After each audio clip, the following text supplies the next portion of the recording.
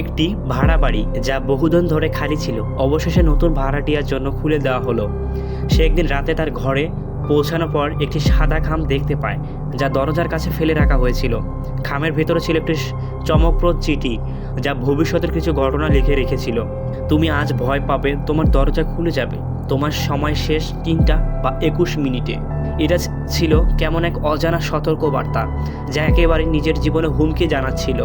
নতুন ভাড়াটিয়া প্রথমে বিষয়টিকে হালকাভাবে নিয়েছিল, কিন্তু যখনই ঘটনা সব কিছু চিঠির সঙ্গে মিলে যেতে শুরু করে তখন তার মধ্যে এক ধরনের অস্বস্তি তৈরি হলো। তার দরজা অন্ধকারে খুলে যেতে লাগলো এবং সময় মতো ঘটনাগুলি ঘটতে লাগলো। প্রথম রাতে বাড়ির ভেতরে প্রবেশ অদ্ভুত রকমের অস্বস্তিকর হয়ে উঠল। বাতাসের সাথে গায়ের কাঁটা দাঁড়িয়ে গেল, অদ্ভুত শব্দ যেন লেগে গেল। একদিন বাড়ির জানালার কাছে কোনো হাতের ছাপ দেখতে পেল সে। ভয়াবহ চমকে গিয়ে জানালা খুলে দেখলো কিছুই নেই, তবে সেই ছাপ ভেজা রক্তে ঢাকা ছিল। তার ভেতরে এক আতঙ্ক ছড়িয়ে গেল, কিন্তু সে আবার মনে মনে বলল, এটা সম্ভব নয়, আমি নিশ্চয় ভুল দেখেছি। এরপর ঘটনাগুলি আরও রহস্য হয়ে উঠল। এক রাতে যখন সে ঘরে বসেছিল সেদিকে হঠাৎ চোখ পড়ল। ঘরে কোনো এক অদ্ভুত সেলুলিয়েট দাঁড়িয়ে আছে, তার শরীরে একটানা জমে গেল। সে ভয়ে চাপ দিয়ে কিছু বলার আগেই সেই সিলুইট মিলিয়ে গেল।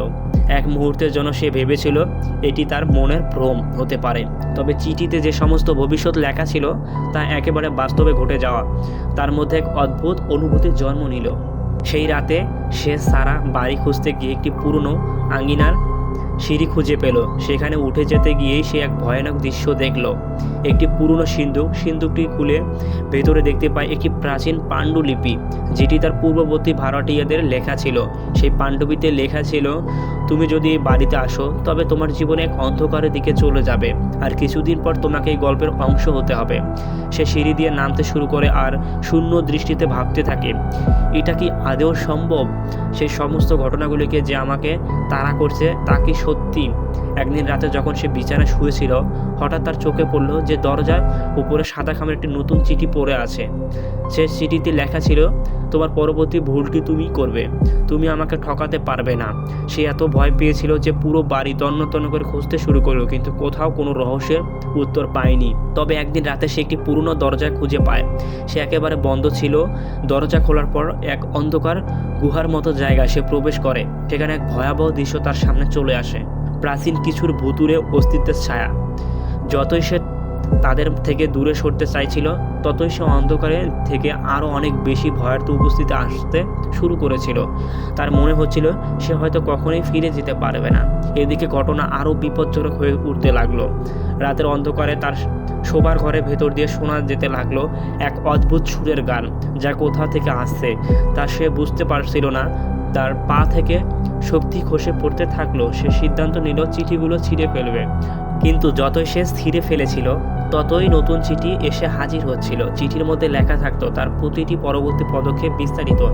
এখন সকালে তার ঘর থেকে উঠে গিয়েই পুলিশ এসে বাড়িটি খুঁজে পেল। বাড়িটি ছিল পুরো খালি, তবে দেয়ালে লাল রঙে রক্তের লেখা, এবার তুমি আমাকে থামাতে পারবে না। পুলিশের অনুসন্ধান ব্যর্থ হলো। কেউ আর সে বাড়ির ভেতরে ফিরে আসেনি। বাড়িটি একসময় পরিত্যক্ত অবস্থায় পড়ে রইল, যেন কিছু অদৃশ্য শক্তি সেখানে বাস করছে, যা নতুন ভাড়াটিয়াকে শেষ করে দিয়েছে। এরপর কেউ আর ওই বাড়িতে বাস করতে সাহস পায়নি। বাড়ির পাশে গাছগুলি শুকিয়ে গিয়েছিল এবং বাতাসে অদ্ভুত একটা গন্ধ হচ্ছিল। লোকমুখে শোনা যায় যে কেউ ওই বাড়ির ভেতরে প্রবেশ করেছে, তার জীবন কখনো আর আগের মতো হয়নি। বাড়িটির ভেতর কেউ প্রবেশ করলে সেখান থেকে কেউ বের হয় না। এমনকি শোনা যায় যে ভাড়াটি এক সময় ওই বাড়িতে বাস করছিল, সে ফিরেও আসেনি। এতটুকুর পরে গল্প শেষ আসেনি। পরবর্তী বছরগুলিতে সেই বাড়ির পাশে রাস্তা দিয়ে হেঁটে যাওয়া লোকজন জানিয়েছে যে রাতের বেলা তারা বাড়িতে জানালায় অদ্ভুত আলো দেখতে পায়, অজানা ধোঁয়া বের হয়। কেউ কেউ জানিয়েছে সে বাড়ির দেয়ালে কাঁপানো শব্দ শোনা যায়। একদিন রাতে এক যুবক সাহস করে বাড়িতে ঢুকে পড়ে, কিন্তু সে আর ফিরে আসেনি। পরবর্তী পুলিশ ও স্থানীয় বাসিন্দারা একযোগে বাড়িটিকে খুঁজে পায়, কিন্তু আবারও কিছু পায় না, শুধু দেয়ালের মধ্যে আঁকা ছিল, এবার তুমি আমাকে থামাতে পারবে না। গল্পের পরবর্তী দিনগুলোতে বাড়িটি আরও ভয়ঙ্কর ওঠে। স্থানীয় বাসিন্দারা জানায় রাতের বেলা ঘর থেকে আলো বের হয়, কিছু অচেনা অজানা শব্দ শোনা যায় যা কেউ কখনো বুঝতে পারেনি। কেউ সেখানে আর যেতে সাহস করতে পারে না। গল্প রয়ে গেছে, কিন্তু অনেকেই বিশ্বাস এখনও কিছু অদৃশ্য শক্তি সেখানে বাস করে। এটি একটি গল্পই ছিল না, এটি ছিল এক বাড়ির আতঙ্কের বাস্তবতা, যেটা চিঠির ভবিষ্যৎ শুধু ধারণাই ছিল না, বরং এটি ভয়াবহ সত্যে পরিণত হয়েছিল। তো এটাই ছিল ভিডিও আজকের। যারা ভিডিওটা দেখতেছেন অবশ্যই একটা ভিডিওতে লাইক করবেন, আর আপনি যদি আমাদের চ্যানেলে নতুন থাকেন অবশ্যই একটা সাবস্ক্রাইব করে পাশে থাকবেন। সো আল্লাহ হাফেজ, আসসালামু আলাইকুম।